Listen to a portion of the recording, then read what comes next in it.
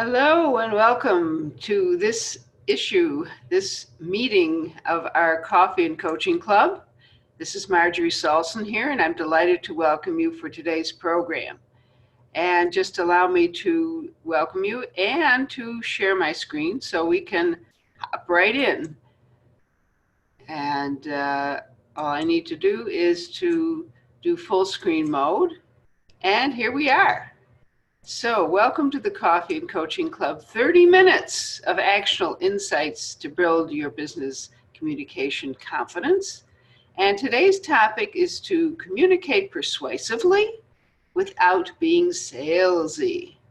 So, our meeting agenda is to welcome everybody, introductions. Well, I've introduced myself. And coaching, as I said, on communicating persuasively without being salesy. And be sure and write any questions or comments you may have in the chat. And right at the end, I will open up the chat and take a look and see what I can answer for you. So let's take a look at why it's so easy, especially when you're starting out, to be salesy instead of persuasive. And this is where true confessions come in, because that was I when I first started out and busy in sales, trying to convince people of the value of what I offer. I was very salesy. And why is that? Well, first of all, I don't know about you, but I really believe in the value of what I'm offering. So, I want everybody to take advantage of it, right? And I think, we sometimes think that everybody needs what we're offering. And we're excited to share the value with everyone we meet. And so we come across salesy. And what does that mean? It means being kind of pushy and sticking our, keep talking about what we do, and annoying. We annoy people by doing that. And of course, it can get pretty offensive when people say they're really not interested and we keep pushing. And we end up being obnoxious. Well, I hope I never got that bad, but you never know. And of course, this is how we come across. And the reality is people don't like being told what to do. And when we're salesy, it feels like we're telling people what to do. And their inner 2-year-old comes out and says, no. Just remember that just because people may need something you offer, it doesn't mean they want it. And even if they want it, they may not be interested in getting it right now. And if you're pushy and salesy enough, they'll never be interested in getting it from you. And so what is the end result of all of these efforts to share the wonderful value we provide? We turn people off. And they're gone. We just don't reach them at all. So there are various situations where this is, where we're more tempted to do this, and especially when we're starting out. And one obviously is sales calls. And people sometimes do this throughout their career. They never learn not to be salesy during sales calls. And then, of course, networking events. That's the first time a lot of us kind of speak about what we do. And it's very easy at networking events to end up being kind of salesy and pushy instead of persuasive. And then there are speeches and presentations that we sometimes give that where it's tempting to be pushy about what we offer. And then just ordinary conversations. If you ever ask somebody what they do and they go into a whole long panegyric about this wonderful offer they have and this wonderful opportunity, people who are in network marketing often fall into that trap because it's such a wonderful product and you can make so much money from it. And so some people you start avoiding because they're always talking about their opportunity. So the question is, you have something valuable to share. You have a wonderful product and a wonderful service. How can you be persuasive? How can you avoid being salesy and be more persuasive instead? And I share with you 3 crucial guidelines that I have come to follow in my own practice. So guideline number one is that everything is based on relationship. And that's where that know, like, and trust comes out, that people are always talking about, because people want to do business with people they know, like, and trust, and that's a relationship. And so very often a good way to do that is to invite somebody out for coffee and have a chat. And the second guideline is from Maya Angelou. People won't remember what you said or did. They remember how you made them feel. Now, it's true they may remember what you said or did, but they certainly remember how you made them feel. And if you made them feel badly, they won't want to do business with you. They won't even want to have a personal relationship with you. The goal is to make people feel happy and delighted to be with you. And then the third guideline is probably Zig Ziglar's most famous quote. You can get everything in life you want if you will just help enough other people get what they want. Here's an example of that. This lovely young lady has just purchased a new car from this gentleman, and he obviously was very careful in helping her get exactly what she wanted. And car salesmen, by the way, are known for being pushy and salesy. But based on the smile on this lady's face, this salesman was not. He built a relationship with her, and he made her feel comfortable, and he helped her find exactly what she wanted. So, what can you do to avoid being salesy? And what kind of strategies can you employ to become more persuasive? Because those three guidelines that I shared with you, oh, they sound wonderful, but how do you apply them? So here's strategy number one. Ask relationship building questions when you meet somebody. Don't immediately start talking about your wonderful whatever you're sharing. Ask relationship building questions. What are those, you may ask? Here's some samples. Can you tell me a little bit about yourself? And just, kind of getting to know you kind of question. And are you originally from here? Oh, no, where are you from? Oh, do you know Sally Jones who lives there? Kind of a chit-chat kind of conversation. And then here's a nice transition question. What inspired you to meet with me today? That's kind of a transition to questions about business. Because if you set up a meeting with somebody, they obviously had a reason for wanting to meet with you. And when you ask this question, you can get a good idea of where that person is in terms of what you have to offer. So, strategy number two is to ask business questions, some of which relate to your product or service. And a very good generic one, somebody says to me, for example, that they don't really feel comfortable talking about their business. This is a good generic question that I could apply, or you could apply to any business. What do you see as your biggest challenge going forward in your business? And this question you can certainly expand upon. How long has this been a problem? What do you think it's costing you? Have you tried to fix it? Has it worked? How do you see that I might be able to help you with it? There's all kinds of questions you can ask about what their issue is. Get really clear on what their issue is before you jump in with both feet and stomp all over the conversation with telling them what you're going to do for them when it may not even fit what they need. And here's a question that fits what I do, which is help people with their communication.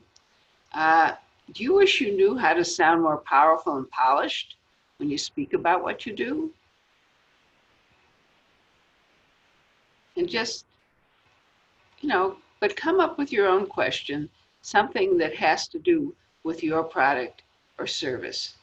Do you wish you knew that you have this working better for you in whatever area it is that you are serving people. And the third strategy, this is the most important strategy of all to apply throughout the conversation. Be a good listener. It has been said that God gave us 2 ears and 1 mouth, and we should use them proportionally. And in any conversation, you should be listening at least twice as much as you are speaking. And certainly in the beginning of a conversation, consider yourself an explorer, or Sherlock Hemlock, if you remember that character from Sesame Street. You are finding out what this person's problem is and how badly they feel about it and how desperately they want to fix it and how much it's costing them. And only then can you decide whether or not what you offer is a good fit. And when that person has really felt that you have heard them, which reminds me of another strategy, and this is from Stephen R. Covey's 7 Habits of Highly Effective People. First seek to understand, then to be understood. People are much more open to listening to you once they feel that you have really listened to them. So be a good listener. And here's something that is really important and a real benefit of being a good listener. Pay careful attention to the words people use to describe 2 different areas: their problems and challenges. What is paining them? What is bothering them? And that gives you clues about whether or not you can help relieve that pain and help them with that bother. And their goals and desires. What end result do they want? How do they want to feel and be and when they've gotten a solution to their problem? And there's an addition, the obvious reason to listen, of course, is to find out whether or not you're the right person to help them with their challenge and get the solution that they want.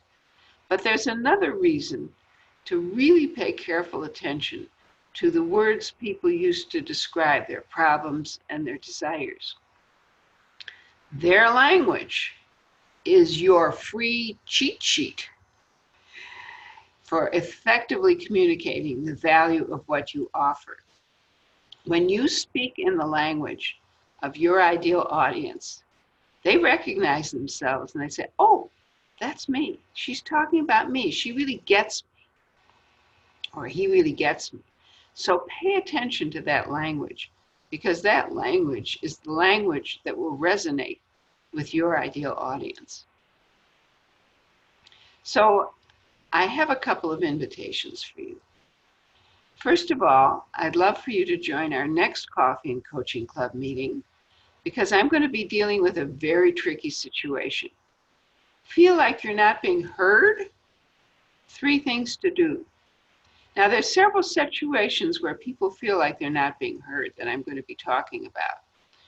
One is when you make a suggestion at a meeting, and this happens to women a lot, as a matter of fact, or people who are lower on the totem pole in a company or a group.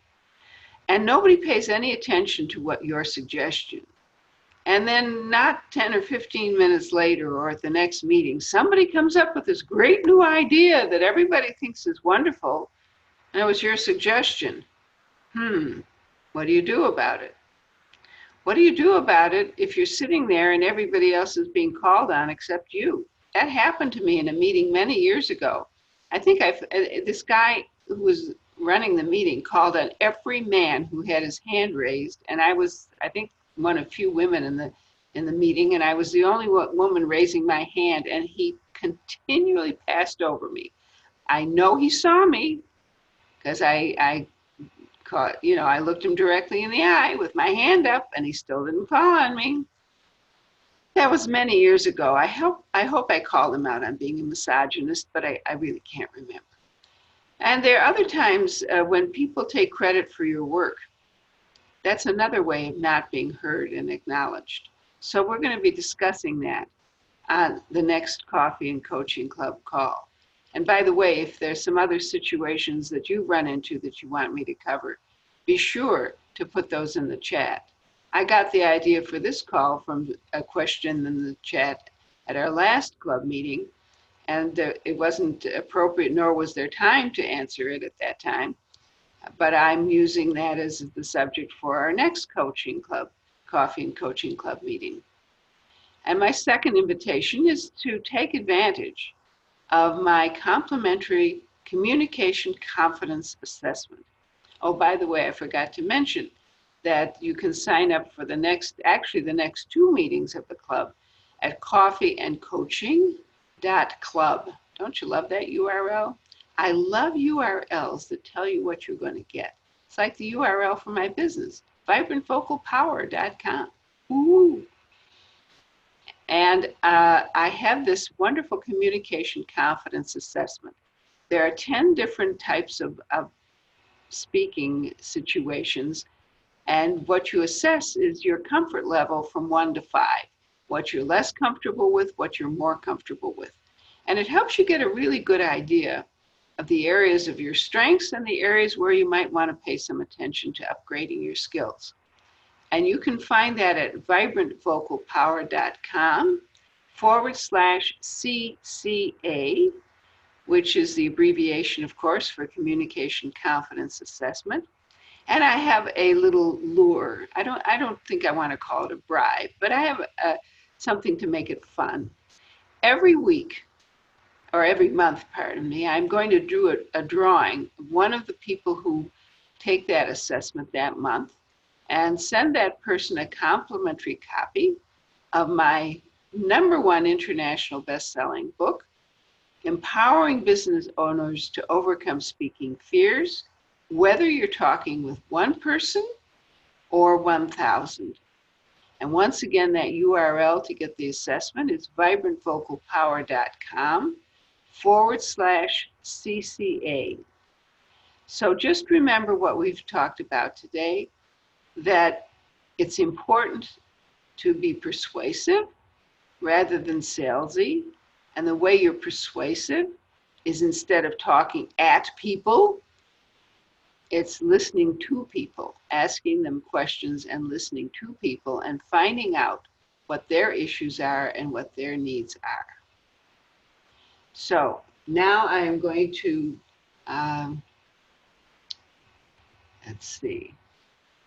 stop the share and go to the chat and find out what questions people have. All righty, here we go. Oh, hi, Wilma from Houston. She says she's glad to be here.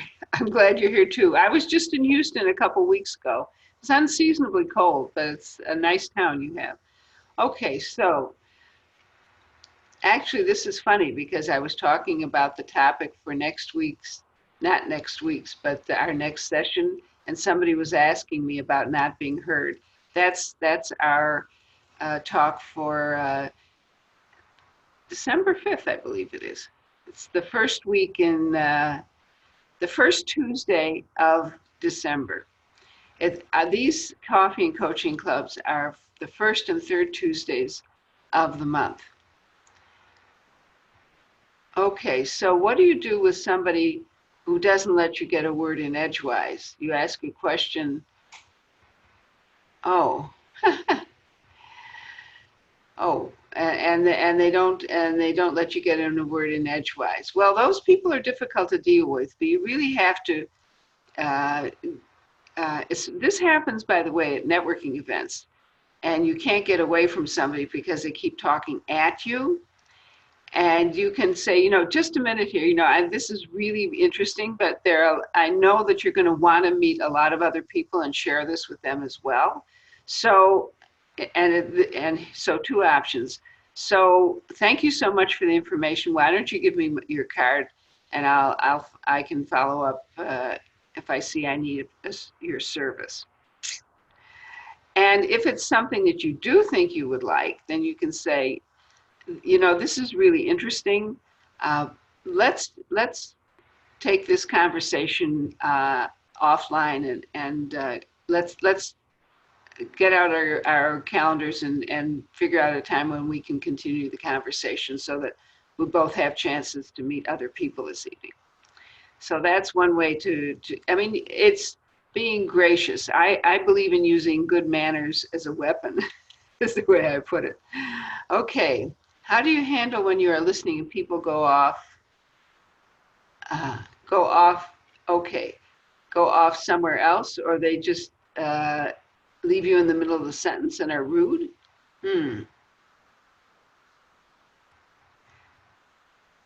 Okay, so Wilma, I need you to expound on your. Did I answer your question? Did I guess what you meant, or if it's something else, please put it in the chat.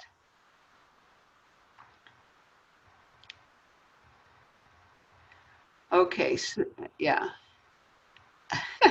Oh, you've never done a webinar. What's the best way to get your hands on? It is my intention to do my own soon. And I answered your question. Okay, well, let me tell you. It's like everything else doing webinars, Wilma. There's an old joke about a man who goes up to a policeman in New York City and says, "How do you get to Carnegie Hall?" And the policeman answers, "Practice, practice, practice." I use Zoom webinars. I find them easier to use. If you can sign up for their webinar function. And I have found that Zoom is really helpful when, first of all, they have videos that explain how to do things. And if you have a question and there's not a video that answers it, they have really good customer service. So you call up the number and they ask you for your Zoom ID, so have that handy. And as a matter of fact, I just called before this webinar because I had a question. And I can tell you that option 2 is technical support. I know it by heart because I've called there so many times. And they will tell you, they will help you with whatever issue you have. And so it's a good idea too to before you go live, to practice a few times. And I like to use PowerPoint slides, although I will tell you that the first time I did a webinar, talk about learning from your own mistakes. I was using a PowerPoint and I pressed the down button and the whole thing skipped about 8 slides. Boom, boom, boom, boom, boom, boom, boom. I mean, you know, I thought I just hit page down very gently, but obviously it wasn't gently enough. And so then I had to try and squirrel my way back, and I got too far back. Anybody who was watching probably was getting a big laugh out of my struggles. What I now do is I now save my PowerPoint slides as a PDF. And I don't know whether I've gotten more light-fingered, but I find, Wilma, that PDFs are more cooperative in terms of only going down one slide at a time. And the other thing I like to do is that I like to check all of my slides before I actually do the webinar. So for example, let's see. Let me share my screen again. So all right. So here are my slides. Here's my saved in Adobe Acrobat Reader. And so what I like to do is I like to start at the beginning and go through. Actually, I do, when you want to view them full screen, you hit View and Full Screen Mode. And then I go through and I read them aloud before I ever go on, because you would be amazed how many typos you suddenly see when they are in big print on the screen. And the way I like to do it is I like to do one thing at a time so that I can talk about each thing. And as you can see, I find that people find it much more interesting if you can add in graphics and pictures. They make your point a lot more strongly than simply talking at people. And so, and I mix those in, and I like to mix them in with them. And I like to find pictures that add, emphasize the meaning. And then I like to title like 3 strategies so that people know what's coming. And then, and they have a sense of where you are. And this one, I think I have used this graphic many, many times because this is one of the important things about communication that people don't understand, that it's perhaps even more important to be a good listener than it is to be a good speaker, a communicator, because people, when you listen carefully to people, you really are doing them a tremendous courtesy. And in this world where people, are, very often just rude and don't pay attention. And then the other thing at the end is if you have some type of free offer, I like to leave that URL up there long enough so that it's easy for people to see it. Okay, so now let me go back to the, All righty, and John Eisenberg, it's important to practice at least twice for every presentation you give. I also try not to read the slides. Yes, images and photographs are helpful, especially when talking about a technical issue. And John says he's giving a talk to our Thursday chamber group. John and I are in the same action group at our chamber, and I'm to let him know what I think when it's done. I'll be glad to do that, John. Anyway, that brings us practically to the end of our time. And I hope, Wilma, that you found my suggestions helpful. By the way, where I get my photos are from a company called Deposit Photos. And if you look on their sheet, they periodically have a deal where you can get 100 photos to use up over the course of a year for $99, which is a little under $1 a photo.